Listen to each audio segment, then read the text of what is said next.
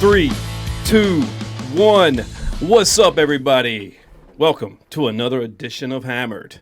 This is your host, I'm Mike Bird, and joined by me tonight is the lovely Laura is in the house. What's up? Aw, hi.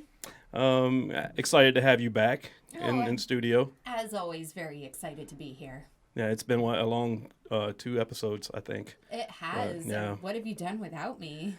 I'm not going to answer that because there's no right answer. You? Yeah, you'll punish me whenever I answer. Anyway, hey, you know what? I'm excited because tonight we've got a friend of the show making his second appearance in studio. We've got Mr. Lee Robinson of the LA Maybe, also known as Alvi. We were having this conversation earlier. So that's your band name is Alvi, and we call you Lee. It's just my rock star persona. I wasn't sure which camera to look at while waiting, so I just this tried is to get yours right there. Oh, that's me. Okay. My favorite thing was the big announcement, and like you waved your hands and like it was dead, just crickets. Nobody cared. No clapping. And like, how excited do I need to be? Like, oh shit, Lee is here. And- Wow, when did you get here? Well, in that face right there, you just heard talking about Lee. That is Mr. Dallas Dwight. He's guitarist for LA Maybe, joining us on the Hammered Hotline from Charlotte, North Carolina. What's going on, Dallas? That's an intro, Lee. Well, we want to make sure you guys are treated as you should because your album's coming out March 26th. And you've got a couple of singles on that. I know Mr. Danger is like my favorite. It's on my workout playlist with Guns N' Roses, AC/DC, Eminem, and then there's LA Maybe right there with them. I'm getting my leg presses in. I'm like getting pumped to Mr. Danger. Let's do it. Anyway, thanks for joining us, man, from Charlotte. Appreciate you taking the time out and joining us. We got the LA Maybe in the house. Glad to be here, and thank you for having us. Yeah, man. So let's just jump right in, man. So Lee's been in here before. You haven't, but I want to ask you: Are you kind of the founder of the band? Like, what started LA Maybe? Sure, yeah, I guess you could say that. Me and Ryan, our drummer, Foz, I guess technically we're the only 2 original members left, but I don't really count all that stuff before Alvi joined, because when he joined in, it was like 6-7 months ago. It was really recently. We kind of became a whole new band, and we shifted our focus, and we were focusing on a whole different thing. And we started all of our original stuff, because for a long time we were just a cover band basically with a couple original tunes. So when the pandemic hit, all our shows got canceled. We parted ways with our old lead singer, and then Alvi joined up, and from that's kind of where I consider the band starting from. But yeah, of course there was some stuff before then, but it's kind of boring. But the band's existed in some form or fashion since about 2016 is when we came up with the name, the LA Maybe. But yeah, again, I think it all kind of started in summer 2020, July, August, when Alvi joined. And, from there, we hit the studio super hard. And we recorded from, 4 days after I met him, he was in the booth recording vocals for the album. And it just, went from there. We recorded for a couple months, and then it was mixed for a couple months. And then now we're here. So it's coming out at the time of this recording. It's coming out this Friday, March 26th. So that's super exciting. Man, that's awesome. Hey, so how did you guys come up with LA Maybe? What's the story behind that name? So I was in the Chicago airport, and I heard someone, I was texting back and forth with the band chat at the time.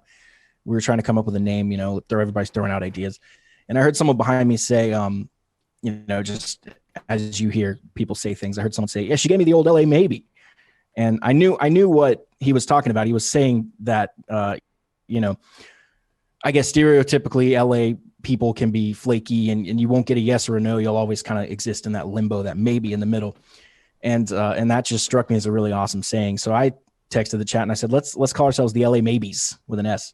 And Foz, our drummer, said, let's just drop the S. And then from there, we had the name, and that was before we knew what kind of music we were going to play. We were like, should we be a pop punk band? Should we be a rock band? Should we be a metal band? Like kind of just trying to decide what we wanted to do. But we had a name. So from there, we obviously picked rock. I think you picked the right genre, man. Lee, how did you jump on this, man? I came into the scene because Dallas sent me a message and asked me if I had any interest in fronting his Guns N' Roses tribute band. And I hit him back with if my schedule was open, I'd be interested. Truthfully, I wasn't a whole lot interested, but sure, why not? If I have the available time, I am interested. It was a very short conversation, didn't go very far. Truth be told, I did not have open time. I was booked with my band, and I think a couple weeks later, maybe even a week later, Dallas hit me back and asked me if I would be interested in originals. You get the blurb on your phone. I saw the word original and interested, and that was a thumb click away. Oh, now Dallas, how did you come across Lee? I mean, did you see some of his stuff or what? Yeah. So we were working on our own Guns N' Roses tribute at the time, and there was a date we weren't sure our singer was going to be able to make. So I started looking for other singers, and a couple came to mind, and Alvi was the one that I got a hold of first because he looked to be about my age, where the other guys were much older. And I started thinking like, well, we're in the process of kind of parting ways with our old singer at the time. And I was like, well, what are we going to do for the original stuff that we have? Because we have a handful of songs. And I figured if you can sing Axl Rose, you can sing our stuff, because that's kind of what we wanted. And so I just texted him out of the blue. I was like, well, I know I felt I was kind of being blown off on the cover front. So I was like, well, what about originals? Like, you want to do that? Like, and I sent him some songs, and obviously it clicked. And then we went up there, Rasan, our bass player, and I, we drove up to Raleigh to meet him and hang out and jam all day. And then that went well. And then we just kind of, that was like Saturday or something like that. And then you came down. From the moment that Dallas sent me a text about originals, I think it was 2 to 3 weeks later when I was in your studio singing, something like that. I mean, it was pretty quick. I thought it was a lot sooner than that, because I distinctly remember thinking, oh, this guy's serious. Because I thought it was because I remember at the end of jamming in the warehouse, you kind of pulled me aside and you were like, so I'm free Thursday. Can I come down? Yeah, no, definitely. By the time that Dallas and I met face to face and played in the warehouse together, it was definitely within 4 days I was in his studio. But I think from the first text you sent me to the first studio session was only a matter of it was pretty quick. Yeah, from the first. I think it was well, at least on my end, it was excitement. I think on those guys too, I feel like it was excitement all the way around. We just were all happy that something finally just out of the thin air just became reality. Dude, yeah, I don't think I've ever told you this, but we were totally giddy on our end, because I had my, when we were jamming She's Reckless and Fake at the warehouse, as well as some gun stuff, I had my phone sitting on one of the speakers just recording. Oh, that's terrible.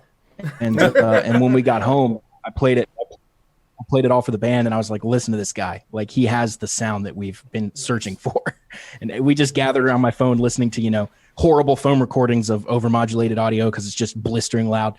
And we still heard, the little kernel that we needed to hear to know that everything was going to be okay.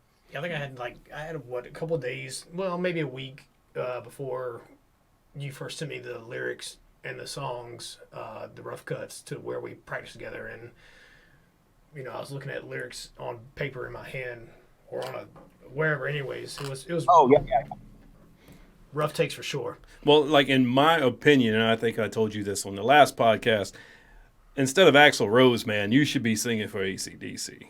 I think they passed over. I mean, they went for Axl, the name and all that, but man, your voice, I know you don't like sounding like Brian Johnson, but damn, man, you're right there. I mean, you sound just like him almost. Well, and that's a great compliment, but hopefully with these guys, I have some chance to start my own foundation and something new. Yeah. And, that's what I was going to say. I couldn't disagree more. He should be singing for the LA Maybe. I do agree with you on that, because it's time for a new rock generation, right, Dallas? I have a lot to say on that topic, but one more thing about meeting Alvi real quick before we move on. I've said this a few times, and it was just really serendipitous that he was a singer in search of a writer, and I was a writer in search of a singer. So as soon as we figured out that that's what the other person brought to the table, then that's, I think, when kind of everything clicked in and we felt like, okay, we did it. We found the guy. Like, let's get to work, you know? My heart is so full. This is all I needed to hear. I can die happy. Like, wait, what was it this that is you needed to hear? better than any love story that I've taking ever notes. read or heard or watched Let's make in a this a movie. rom-com. This is better than like the Notebook shit. Suddenly I there's love emotion. this. Suddenly there's a show of emotion. Bar's pretty low, you guys. Yeah, so I think that, you know, what is needed now, I mean, I'm 45, okay? I'm probably the oldest one here. I am the oldest one here. He And said probably. yeah, shut up. Not All old, right. though. That's old. It's not old. Yeah, I'm in like my second trimester of life. Thank you. Maybe pushing third. I don't know. Anyway, I digress. I grew up in the grunge era. You know, Nirvana is my favorite band. So yeah, I got a Kurt back there on the Oh, wall. I've seen that. You know, Literally his only decor in the I room. grew up with Kurt and Alice and Chains and Pearl Jam, you know, all that stuff, man. And I still listen to it, and it's refreshing to hear like a new rock band come out with some good songs, man, with great hooks, and you can get into it. And it just so happens that the guy he's from this area, you know. I mean, it's fucking awesome. So I'm glad to hear like a new generation of rock coming up, because all these other bands, they're going to be going away here. I mean, we're already like these singers are like 60 years old from these groups that I came up with.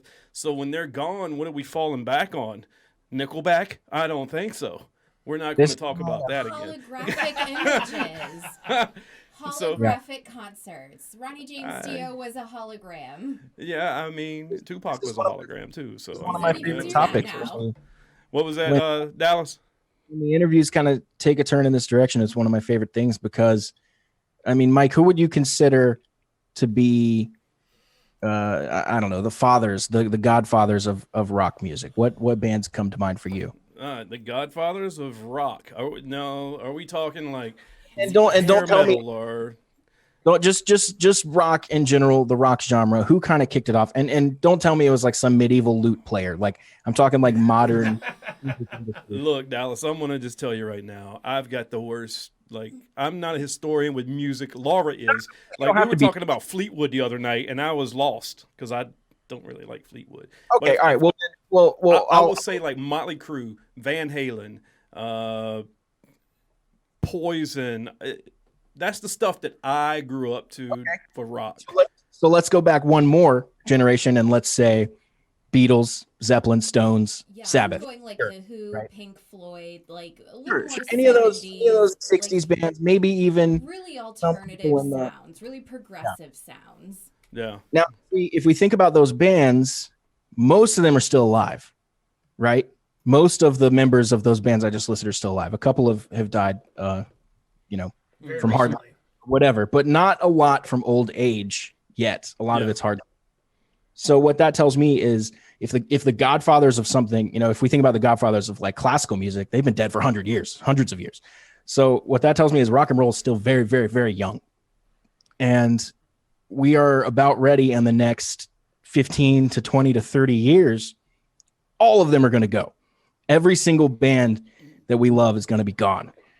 And there's nothing we can do about that. That's just how life is. So the question becomes, who carries the torch? Who picks up the mantle and keeps the genre going? Because it can't just die with, people playing Freebird until they, drop dead at 80 or whatever. Like there has to be some sort of new thing come along to kind of pick up the torch and keep everything going and usher in the new wave of rock, and the new wave of classic rock, I guess, is kind of the movement we're a part of, but the new wave of rock in general. So that's kind of what we're here to do. We're kind of here to be a part of that movement. The movement's already going on. There's a lot of us in it. It's not just us. There's tons of bands. Yeah. And we're just, honestly, we're kind of new to the party. So we're super excited to be, roped in with some of these amazing bands that are doing the same stuff we are. And that's, I think the goal of the whole thing is because, we've seen, back in 2016, even that was a rough year. A lot of artists died. And of course, other years since then, but we're not far away, I think, from years where we see, just everyone starts to go, and so to that point, very recently, Eddie Van Halen is a big historic figure I heard Van Halen out of Mike's list. Eddie Van Halen, pioneer, man, he's gone now. We've lost Malcolm Young, who else from Motley Crue? I mean, he's not gone yet, but Mick Mars, he's feeling the hurt from every tour he goes on.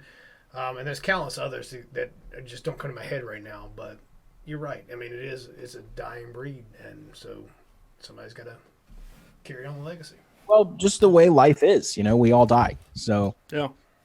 well, it's not like we want it to happen. I'm not sitting here telling you I'm excited that it's happening, but it's going to happen whether we like it, love it, hate it, deny it, whatever. It's coming. So it's just up to us to kind of, do our best to fill the big shoes that have been left for us to fill. Well, let me ask you this. So the LA Maybe is made up of 6 band members. Okay. Of course, you and then Alvi right here. How old are the band members? We're pretty much late 20s to, Old. You're the old man, Lee. late 20s. Okay. So you guys, I'm the 40, baby. 50 more years of playing. I mean, yeah, you guys are going to be there for the long haul. And I totally get it. All my favorite bands, they're still touring. I mean, you got like Def Leppard, Poison. They're still touring, but they're old. But they still put on some good shows. And well, the nostalgia factor is really strong with bands like that too. So that's always almost like a free pass. If you have the nostalgia factor, you can kind of suck, and people will still be a little tipsy and be like, "They were amazing," So, and I'm not saying those kind of suck at all, but you have that nostalgia factor. The music that was playing when you were in high school, that's always going to have a special place in your heart, no matter what. Yeah. It matters a little bit less. It's not to say you can totally suck, and that's not me saying that they do suck, but it is a factor for sure. Well, what drew you to this type of music? What drew you to the rock genre? Well, why did you pick this? What was your influence?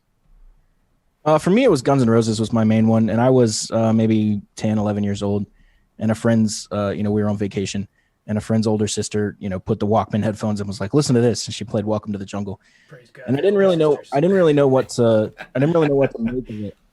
But when the riff dropped, I knew that that's kind of what I wanted to do. Yeah. So, and I knew nothing about music. I thought the intro to Sweet Child of Mine was a keyboard. Like, I didn't know a guitar could sound like that. That's how little I knew.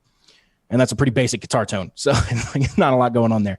But, I went and I just dove in head first, and it's all I did for like a decade. So I got decent pretty fast and immediately started playing in bands. I mean, I played my first show when I was like 14 or something like that. And we were playing, instrumental covers from like Paul Gilbert, John Petrucci, Joe Satriani, those kind of things. It was a 3-piece band, me and my buddies. I was, I guess, a sophomore in high school, and I was wearing the tightest leather pants you've ever seen. And actually, my hair was black at that point too. You got any pictures of that we can put on the podcast? Somewhere there's a picture, and I will find that for you. All right, cool. So what's pretty fast? You said you learned guitar pretty fast. How long did it take you to get really good? So one summer I went to summer camp and I did not play, and there was a kid there that played Crazy Train, and I didn't know what Crazy Train was, but I thought the riff was cool, and it was blowing me away. And I kept just annoying him to death, like, "Play that again. I want to see you play that again." And I was just obsessed with it even before I started playing. And so as soon as I got back from summer camp, I picked up the guitar, and the next year I went back and was better than that kid. So it happened pretty quick. And I honestly don't think I really have any talent with music. It certainly isn't genetic or hereditary. No one in my family does music at all. So that, argument's kind of out the window. I just feel like I loved it so much that I never stopped working at it. So I was constantly had a guitar in my hands, constantly practicing, constantly getting better. And that's that kind of put me ahead of a lot of the curves, because you don't see a lot of, young kids with that, I feel like, anymore, at least. And I teach music, so I see a ton of them. You don't see a lot of kids with that kind of fire and passion to like really do anything, but especially for that, guitar. I immediately wanted to write songs. I mean, that's the first thing I did. As soon as I figured out something, I would immediately ditch it and try to write my own thing based on what I just learned. So I was always trying to create and write. And I would always, when the solo came along, I'd never learn the solo. I just play my own solo.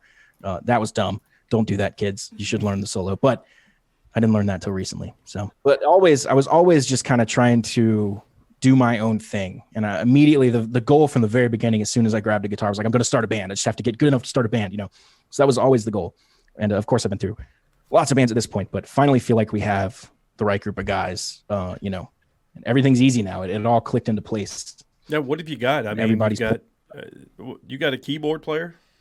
That's Yeah. that's pretty authentic right there. You don't see too many like in a rock band. Excuse me, No, Dream that's something Theater. that really sets us apart. Oh for sure. no, we're not talking about Dream we're Theater doing again. Dream Theater again. Oh my god. He spoke on John Petrucci, first of all. Yeah, Dream Theater's definitely in my top 5 bands for sure. Same. But, same. See, See? We brought a keyboard player on more in the way that the Black Crowes have a keyboard player. okay.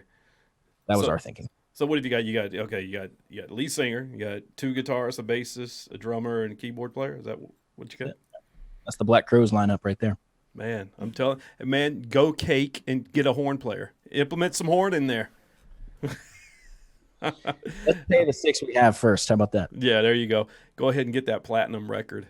So Yeah. tell me about the album coming out on March 26th. Sure. What do you want to know?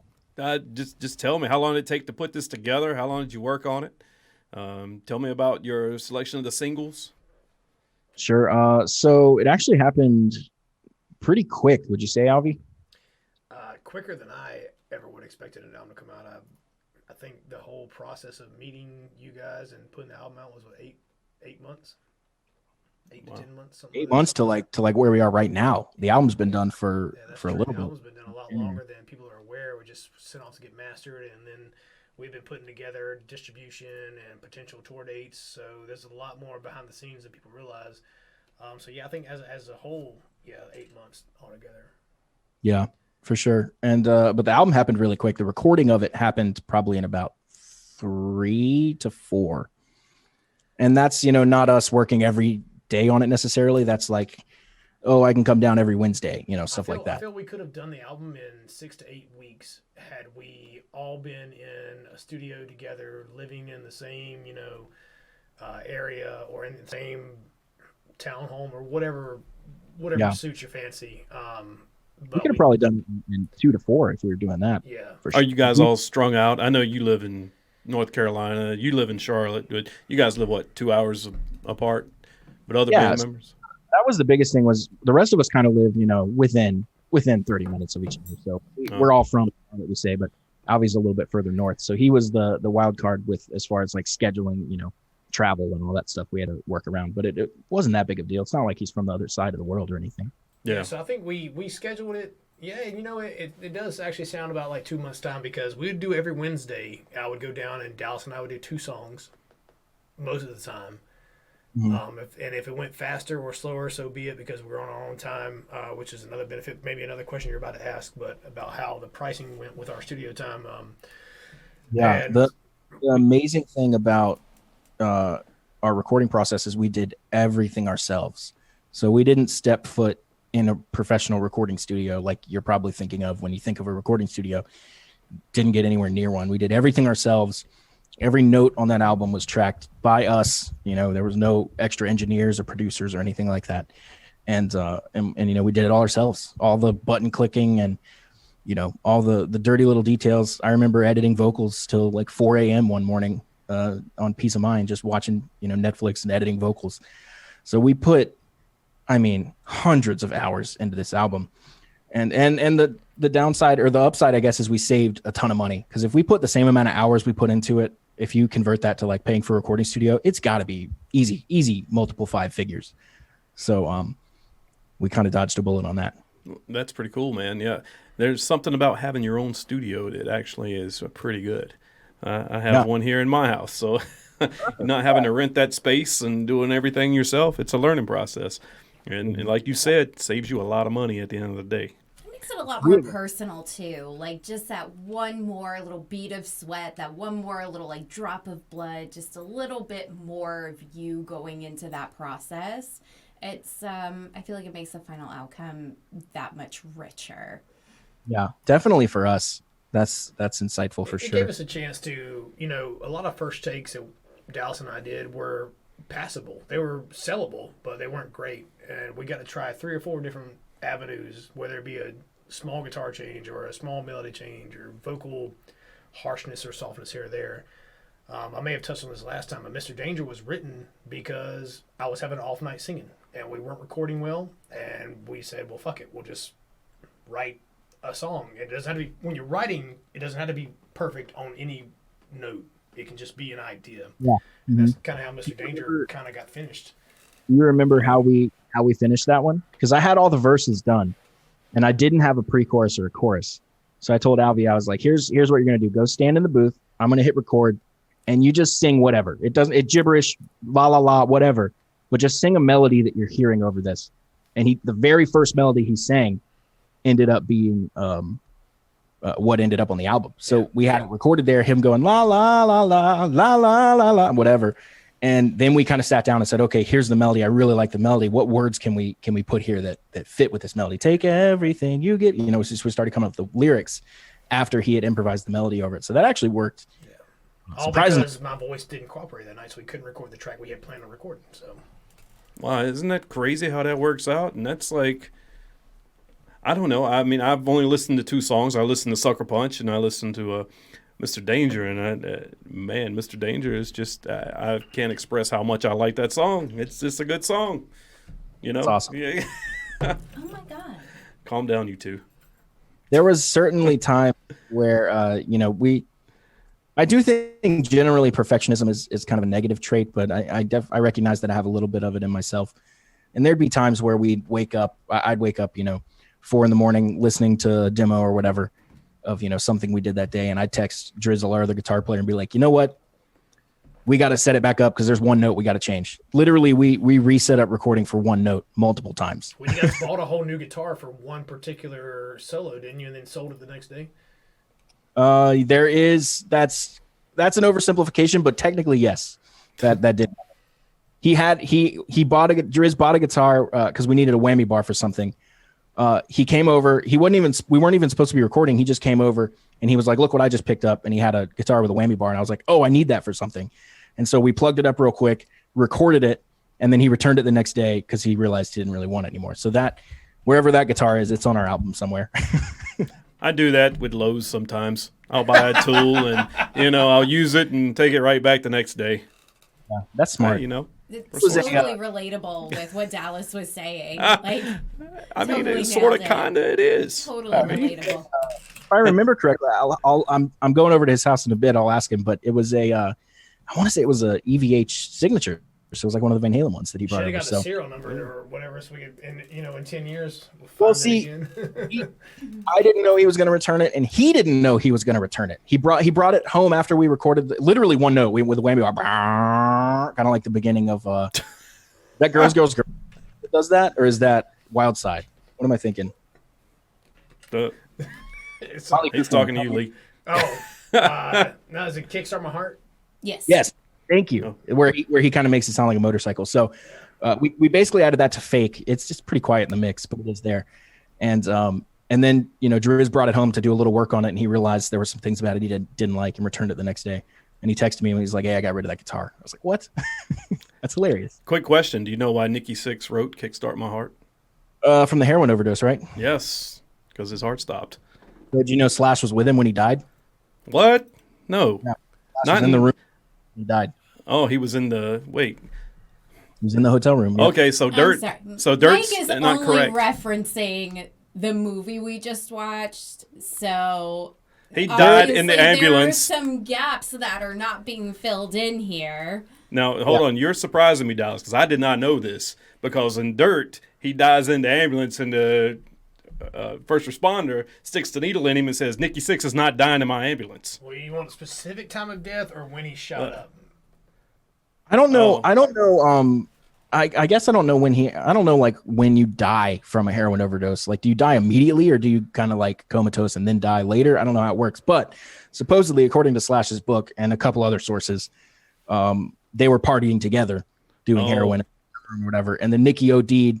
Slash panicked, called his manager, and was like, "What the hell do I do?" And the manager was like, "Put him in the bathtub, cover him with ice, call 911, and get the hell out." Yeah, run like That's Just book it. because you don't want to be around that, I guess, when it happens. So, according to Slash's book, who knows? There can be some fabrications in there. There could be some fabrications in the Dirt movie. I'm sure it's a little bit Hollywoodized.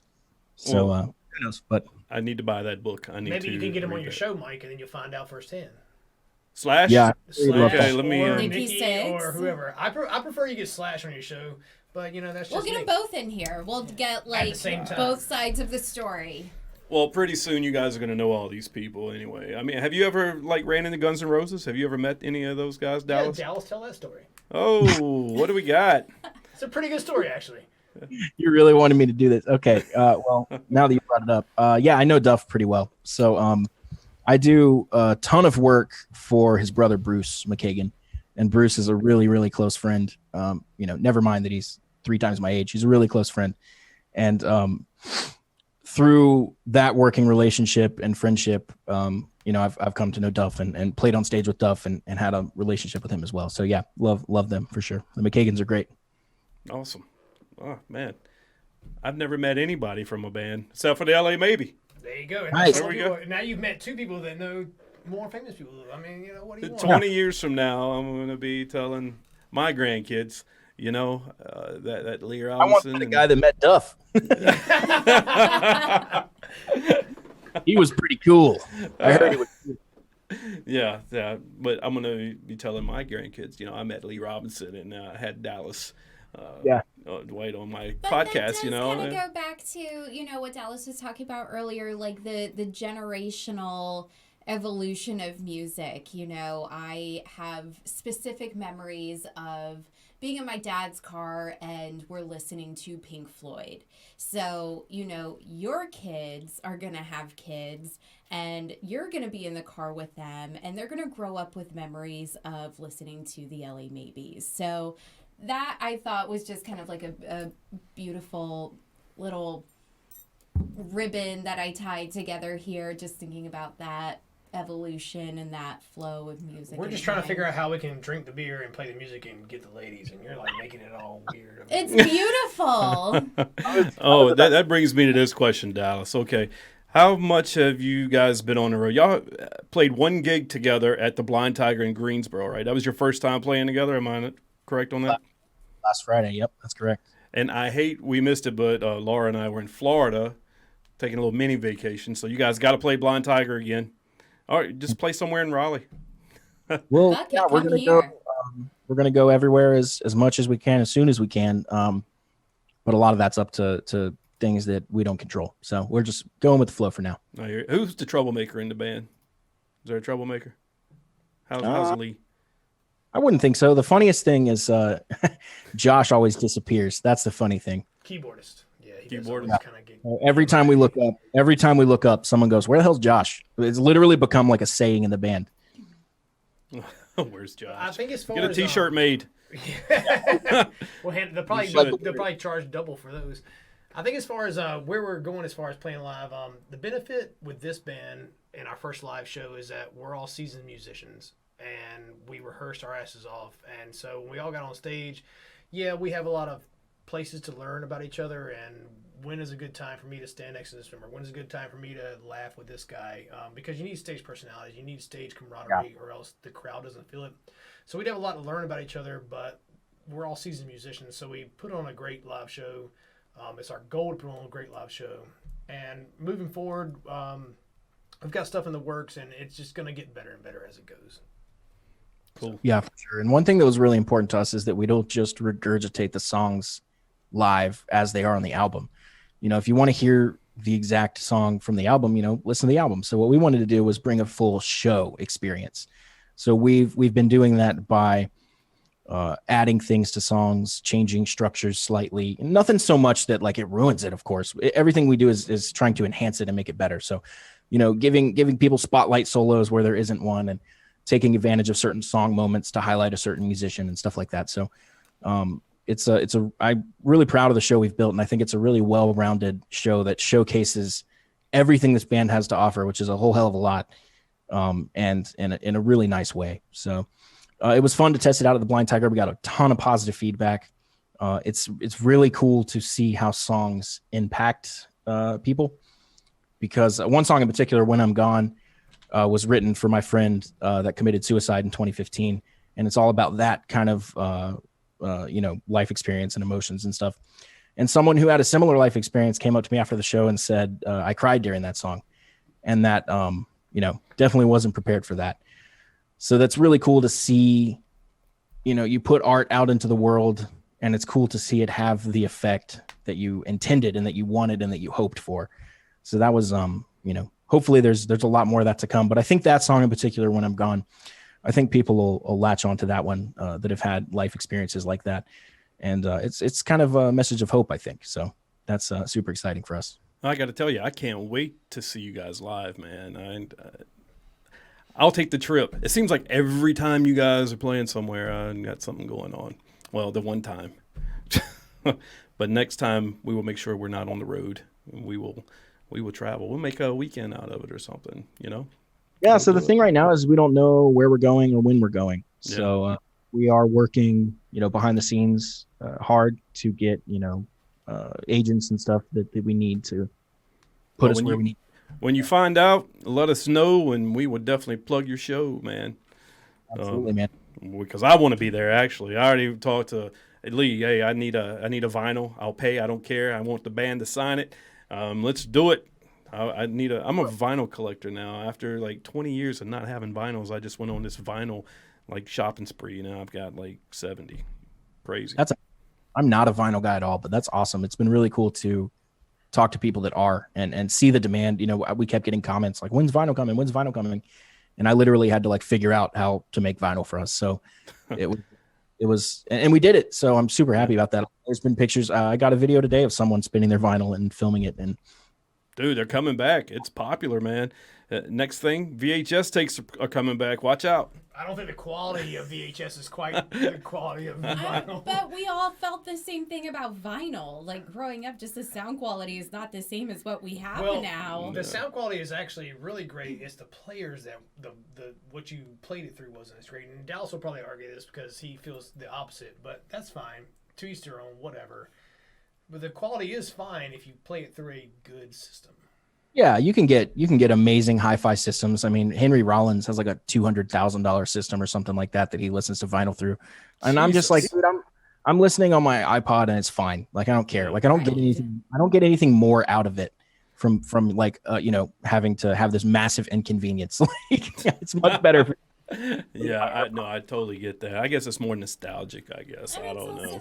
But also, I'm not knocking anyone that likes vinyl. I will argue that I don't think it's necessarily an immense sonic improvement. Like, I think, I do admit MP3s, of course, you get some sonic degradation, but it's so subtle. And I think we're conditioned. I think what is equally outdated at this point is a CD.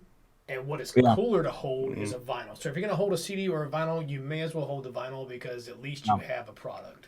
Yeah. That's a good point. I have nothing in my life that can play either one of those things. So if you hand me a CD, I literally can't do anything with it. We need to hook you up with a record player. We'll get you a Walkman with a 40-second ESP. I was going to say, at the current rate of regression, I feel like a lot of kids will be walking around with little CD player. I want a vinyl Walkman, so it's like a bag. It would be a backpack. So it's like a backpack. I think kids won't be walking around with anything like that. But I remember the first time I saw an MP3 player. I think I was in 7th grade. So that goes how far back it's been and the progression that's been made. And like Dallas says, he can do everything he can or wants to from his phone. It's the inconvenience or, how much do you want it? What do you want out of it? Yeah, or how important is it to you? And the answer for not important. How much will you expend on that importance? Yeah, and the answer for me is not important at all, but the answer for someone else might be crucially important, and that's fine, Yeah, I mean, shit. I didn't think I'd want vinyl again, but then it sounded cool when I got it, and then I have an addictive personality, so I buy one, there's another one. I got to buy them all. Just be addicted to like maybe vinyl and buy 10 of them. We're good to go.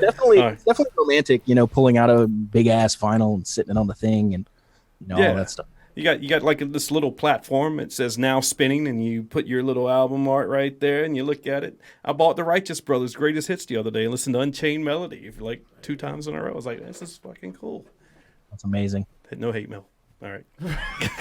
I've already gotten shit from I guess I sounded like Nickelback's show last time, so I got a lot of shit from that. I got Nickelback's Greatest Hits on vinyl. There you go. Hey, I mean, oh my shit. God, of all the things to get on vinyl. Look, Oh my we're not getting God. into a We're Nickelback getting conversation into tonight. This. I'll flip this whole fucking table. Okay. No, you The buy it. vulgarity. Oh my gosh, you kiss your mother with that mouth? My God. People really hate Nickelback, but I never had a problem with them. Nah, man. Look, they put out 18, 19, is it 19 number one? 19 singles or something like that? So funny. Ask 10 people and 10 of them will tell you they hate Nickelback and they continue to sell platinum records. So it's like somebody's listening to it. Who's lying? Somebody's lying. Well, Yes. And all 10 of those people know their songs, so. Yeah, absolutely. Yeah. I'm sure So you would hate me. I do hate some Nickelback. Speaking of knowing songs, gentlemen, we're doing something tonight on Hammered, never done before. And tonight, Ooh. we are testing your knowledge. Oh, I'm ready. I'm so pumped. Let's do All this. right, so I told him I wasn't. we're pitting band member against band member in the ultimate rock and roll trivia showdown. Oh, trivia or song guessing? Trivia. This is trivia right here. This is hammered trivia. So you got 6 questions, 3 apiece. All right. In case there's a tie, there's a 7th question. Okay. Okay. So Lee, you're gonna go first since you're in studio. Oh God. What band's bass player had a side job writing Meatloaf songs? Oh, A. I'm gonna. Rat, B. Motley Crue, or C. Poison? Wow. I wouldn't know who the bass player of Meatloaf is. I'm going to go with. No, not the bass player, just writing. Yeah, he was the bass player for Yeah, well, another I know, band. but I'm saying, like, to even know who wrote music for Meatloaf, I don't even know who who plowed. Do you know a Meatloaf song? And Yeah. I will do I'm it. gonna go with I'm gonna go with Motley Crue just because I know Nikki apparently wrote all their songs, so maybe he wrote some Meatloaf songs. That's a good That guess. is correct, All sir. right. Nikki Sixx wrote several songs for Meatloaf along with a handful of other musicians. He wrote for the Backstreet Boys. Oh, no. Wow. But they didn't end up using his track. Hilarious. That's so funny. All right. I would have gotten that one very wrong. That was a good guess. No. Process of elimination.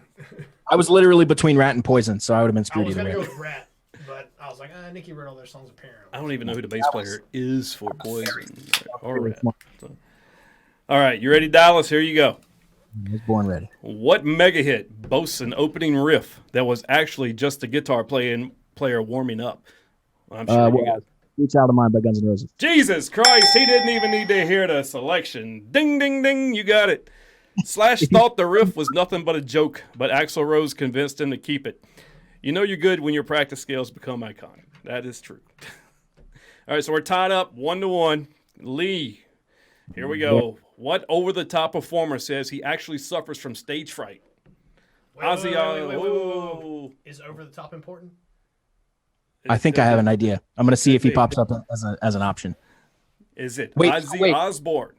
Mike, if he gets it wrong, can it pass to me? If he gets it wrong, we'll definitely pass it to Dallas you. can have it for an extra point. That's bullshit. Yeah. Like I want to know the rules here. I don't know exactly how we're doing this. I don't think Mike knows the rules. Yeah, we're making this up on the fly. This is the first one, so this is how we're basing them all off of. Beautiful. Klaus Meine or Alice Cooper?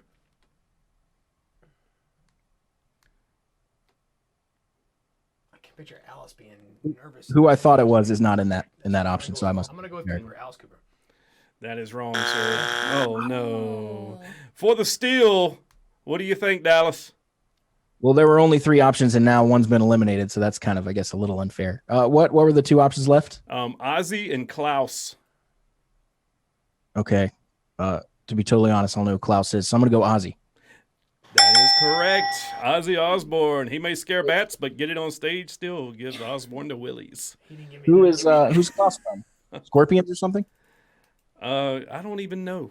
See, here's Motherfucker, you didn't who know the that. fuck is Klaus? It was on the internet. I don't know. Oh my God! what's You don't the last even know name? who I'll he look it up. is. Who is Klaus I Meine? don't know who he is, but why is he a selection? Because What's it the was last the online trivia. Okay, well, can we find out who he is now? Yeah, We I'll- will find Can out. can you be our lady of the hour? Yes, look it up while we're going on. You got here. introduced before anybody else. So What's right the now, what's that, what's Dallas? Last name Klaus what? Mine. Meine. It's a German. We're probably gonna be just assholes when we find out who he is. Oh, Jesus. Oh yeah, Scorpions. I was right. Haha. Scorpions? Yeah, I heard Klaus. I thought Germany, and I guessed Scorpions, and I was correct. All right. So, Dallas is up 2-1, and it's Dallas's turn. Damn it. Where did Bret Michaels sustain a split lip and a broken nose in true hard living fashion? Was it at the A, roulette table in Vegas, the B, in a LA fight with Axl Rose, or C, in a fabulous review at the Tony Awards? I'm gonna go Fight with Axel. That is wrong, sir. That is wrong. And for the steal, Lee, I'm gonna go roulette table. you both got it wrong. Ah. Oh no! A piece of the stage fell and hit him in the face when he was Oh, playing shit. on the Tony Awards. Yes. There is a famous story. I think it was Brett Michaels, might have been someone else, but Guns was coming off stage, and whoever it was punched Izzy in the face, like as he was coming off, so he couldn't see anything. And you know, he was famously asked, "Do you want to press charge?" And he said, "Nah, it was like getting hit by a girl." Oh, jeez. Yeah. You ever been hit by a girl? Very much. Yeah, I had my ass beat by an ex-girlfriend, actually, if we want to put that on there. Sounds good. Let's pass on that story. I mean, that qualifies. You were hit by a girl. I don't know. Yeah, well, I've had 2 black eyes and I couldn't chew for 2 weeks. She whooped your ass. She did. Jesus Christ. She did. Damn, they should have like 21-inch arms and. Oh, jeez. Well, anyways, next. We won't get into the story. All right. boy. So yeah, so this happened on. He was performing during a Rock of Ages performance at the Tony Awards, and he was hit by falling scenery. All right, so nobody gets a point there. So Dallas has got 2. Lee's got 1. Lee, this is your question. What 80s hair band plays one louder than 10? Is it Spinal Tap, Van Halen, or Poison? Spinal Tap all the way. That is correct. It is 2-2. Nice. All right. And, this one's for the win right here. Yeah. Oh, man. Is it his ball or is this a tiebreaker? Hold on. did I skip a question? I think you skipped the Oh, question. my God. I think Dallas gets a chance to actually win on his own. Got that. One, Advantage Dallas. 1, 2, Playing 3, tennis. 4, 5, 6. Oh, okay. So, yeah, all right. Damn it. So, this is it for the win. This is an AC/DC question. Oh no, I lose. Depends on if I've heard the song or not. Brian Johnson sang 2 songs at his AC/DC audition. Can you name these 2 songs? Was it Nutbush City Limits and Whole Lotta Rosie, Paint It Black and Smoke on the Water, or C, Nutbush City and Smoke on the Water? I guess I'm going to go with A. That is correct. Our winner, it's Dallas. Congratulations. You're the first winner of Hammer Trivia. On answering. I just listened to an interview with him the other day talking about his audition. Yeah, but he I did, was going to go with A as well. I just didn't say it. I didn't do it. But, yeah, he didn't buzz in fast enough. Funny story about his audition, though. He showed up and was shooting pool with, like, the crew. And the band was upstairs waiting on him. And they thought he was, like, super late and was being a dick and stuff. And he was downstairs shooting pool with the crew. I had no idea the band was upstairs. Yeah, he didn't know they were upstairs. So they came down and they were like, yo, is that dude here yet? Jesus. And he was like, yeah, I've been down here for like 2 hours. And for those of you that didn't watch our previous podcast with Lee, Lee, you were like one of 4 to audition for AC/DC. Yeah. Did you get to hang out with the band members, or I mean, how was that? Yeah, we hung out. We had lunch. We had hamburgers, actually. Pretty good hamburgers. Yeah. How do they like their burgers? I don't know. In a bun. With Vegemite. Oh. Yeah, we hung out. We had hamburgers. We jammed for about 3 hours on some music. We drank hot tea that Angus's wife actually made me personally, which is one of the cooler facts, I think, because I'd never had real tea from, the other side of the pond. And she did it and made it for me personally, handed it to me in my hand, and it was the best tea I've ever had in my life, to be honest with you. That's amazing. So there was a podcast I was listening to. We were not on it. We were not being interviewed or anything, but they were talking about us. And they reckoned that they weren't sure they believed your story. Oh, well, I've actually heard that. I never thought about that starting out. I never thought about that either. Yeah. And, I never thought about that. Fuck them. Yeah. I don't know. I don't have any other answer. I mean, I lived it. I experienced it. Yeah. And so it's so funny to me they said that. They did say that, they knew only 4 people auditioned, and they swear that, 20 people have told them. So I was like, I totally believe that. But well, I've actually gotten emails from people telling me their story about them auditioning as if they were me. And I'm like, do you not realize who you're emailing? Yeah. Like, you're emailing me my story verbatim. You're emailing me the same interview that is on the internet. Yeah. But it actually didn't happen until about 1.5 to 2 years after I told my story that people started really coming at me with "It didn't happen" because it had never occurred to me. But, Yeah, me either. Seemed pretty. I mean, just listen to you sing. Like that's kind of the. I mean, like, that's it right there. Just listen to the voice. I mean, of course he was called. yeah, I mean, not many people can say Angus's wife served him hot tea. Yeah. I mean, well, you know, shit. in the event that LA maybe goes anywhere with this project we're on, maybe we'll be sharing a stage with those guys, or I'll be in whatever magazine hanging out with Angus again, and he can legitimize it, whatever. Yeah. I want to see you guys on a poster for a festival, man. Y'all need to Yeah. play like a big rock festival. Are you familiar with Carolina Rebellion? Yeah. I mean, they don't have it now. Then they canceled Well, Epicenter because of the pandemic, and but there's a big one up in oh, God, is it West Virginia? It's the Blue Ridge Mountain Festival. Yeah, man. I think we're going to go to that. Nice. Well, we're not on that budget yet, but we're doing some things behind the scenes, and actually the first time Carolina Rebellion that I heard of it was Epicenter at that point, but Dirty Honey was on, and so you know it's a similar vibe. And Greta Van Fleet also played it, I believe, at some point. Oh, Greta Van Fleet. Yeah, that's a good band. So 2019, I think. we'd like to. Oh, but funny you mentioned Blue Ridge Mountain Festival. I had a phone call with the guy that books that whole thing the other day. Oh, here we go. Here we go. I don't know anything about the festival, but that's what my publicist told me before. It is a big festival that I've actually tried to get. Well, it doesn't matter. We can talk specifics, and nobody's going to know about it. But anyways, like I said, a lot of things are happening behind the scenes that we're looking forward to. We're hopeful to, and we have a lot of promises that we'd like to keep, and we're not going to talk about yet. I think just because we don't have any confirmation. Well, I'm going to wish you guys the best of luck. I mean, if it works out, it works out. It gives me an even bigger excuse to get out of work and go to a music festival. Maybe you get some free backstage passes because of all this shit. Man, they are. Oh, that'd be awesome too, man. Just to get your name on that poster with some of these big name bands would be awesome. I love music festivals anyway. It's a drunken party fest in the parking lot, man. It's great times. So I read somewhere, I don't know how true this is, and I don't even know where I read it, but did they capped festivals, right? You can't have past a certain amount of people anymore? It depends on the area you're in. Because I saw someone posted Short like answer is Donington, yes. because Donington had like 100,000, and then I saw some comments that were like, "Too bad this will never happen again" or whatever, and I was like, "What happened?" So I did a little reading, but that's weird. That's a current situation as far as I understand. It's not Yeah. a forever situation. It'll get back to normal, man. There's nothing like walking through a sea of people at a music festival, man. And knowing you're the only one there. You're the only one they're looking at from the stage. That's got to be a killer feeling, though, to be on stage looking at thousands of people. Like You know, that, it's man. funny because I don't know about Dallas, but well, I know Dallas is not a drinker or anything like that. He doesn't partake in anything other than just good times.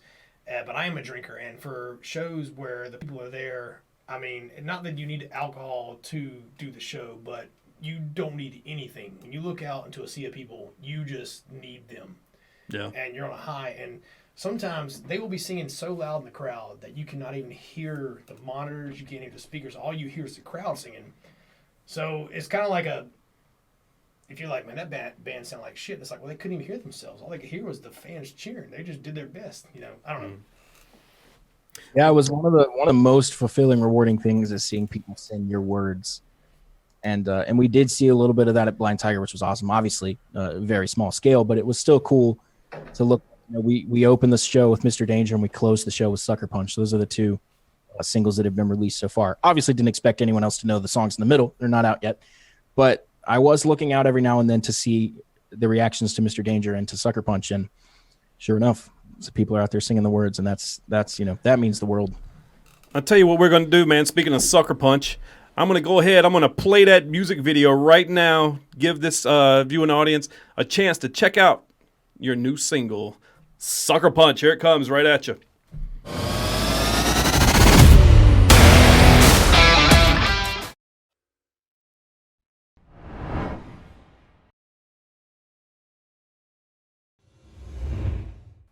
There it is, man. That's Sucker Punch. That I listened to it a couple of times today, and right then, and man, I got to tell you, I like it. I think that's gonna definitely be. I don't know what's two like singles. I'm trying to think. I'm drawing a blank right now. An album with two top singles that like were number ones in rock.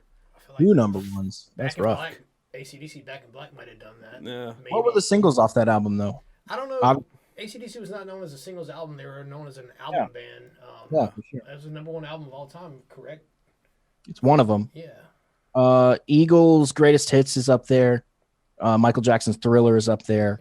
Yeah. Back in Black's up there. GNR probably has that off of the. GNR's on that like top 10 list, but they're like 8, 9, 10, somewhere down there in the bottom. Well, I think LA Maybe's going to be there too. Mr. Oh, I don't know Danger, about Sucker Punch. Laura, you got anything over there? I don't. This has just been really good conversation. Honestly, Dallas, it's just been like such a pleasure listening to you. I think Lee said earlier, like you're a historian of music, and that's something that I'm really into. My only question that I have is why Alvi? What is Alvi? I need the origin story behind the Alvi. Oh, behind the name? Yeah. Well, that's your real name, dude. Yeah, Alvi is my real name. I did not know that. Surprise! And I guess I don't know. I can't speak for the Oh, band, okay, but I so- guess they thought so it might you're- sound cool. Your full name is Alvi Lee Robinson, right? Yes. So when we met him, we went up to the warehouse and all that stuff like we were talking about earlier, and it was Lee. And at some point, I don't know how it came up, but you brought up your name was Alvi. And I was kind of, half joking at the time. I was like, dude, your name's Alvi Robinson. That's the most rock star name I've ever heard. I'm never calling you Lee again. And I'm only calling you Alvi.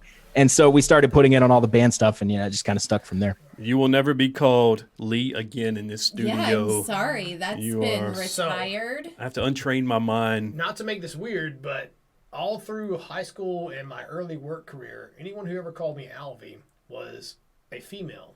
Whether it be a girl in the hallway, a girl in class, or the office manager, the HR lady. No offense to you, Laura, you're the beer wench.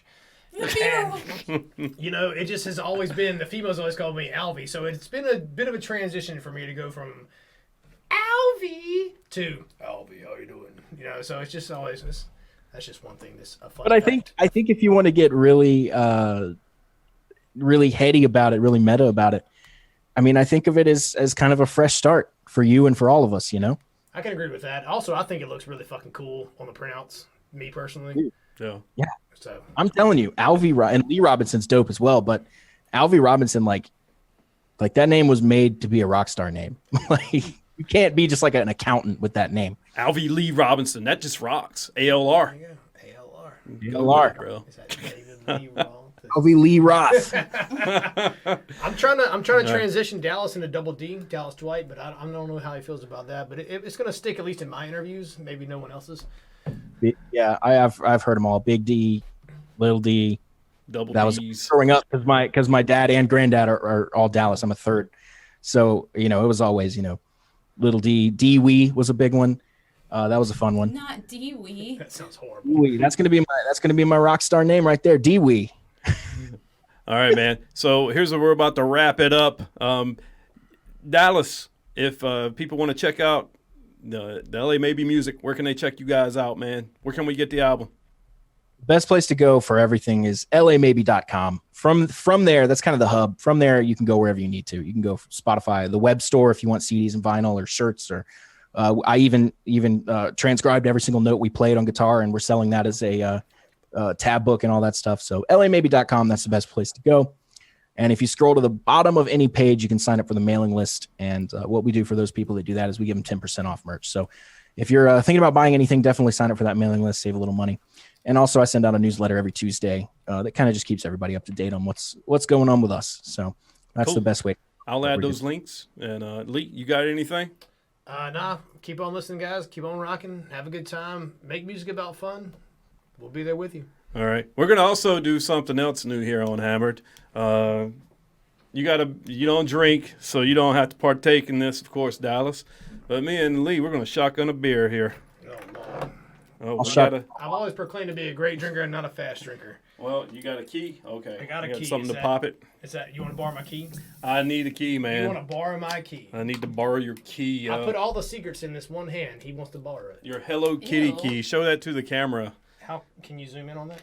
This all sounds very sticky. Nobody's gonna steal I this know key. this studio is about to get really The messy. Hello Kitty key. It's gonna Oh. smell like a frat house. Okay. I'm going to step away from I the got desk here. my stuffed animal here that I'm gonna Move away. All right, now everybody scream Kappa-Nu when you do it. Oh no, I'm moving. Oh, Oh my god! I just sprayed. Way too early. God. Pre-eject, no. That was funny. Theta Zeta. All right, Mike. Here's to you. Thanks for your podcast. Hey, man, Thanks here's for to having the us. LA Maybe LA maybe and then some. and a bright future here. 3, 2, 1. This hurts to watch. Yeah, there's more on Mike's shirt than there is anywhere else. I've never done that before. It's my first one ever. Hold on, excuse me. That was a good one. All right. There you have it, folks. LA Maybe in the house. This is Mike. Another episode of Hammered. Laura, thanks for joining us. Thank you for having me. Alvi, thanks for joining the show. Dallas, thanks for joining us. Yes, thank you so much for Hope having to have us. you guys on again to some other time, and can't wait to see you guys live. And we're gonna leave you with the LA Maybes' first single, "Mr. Danger." Right. Enjoy. We'll see you next time. Peace. Bye.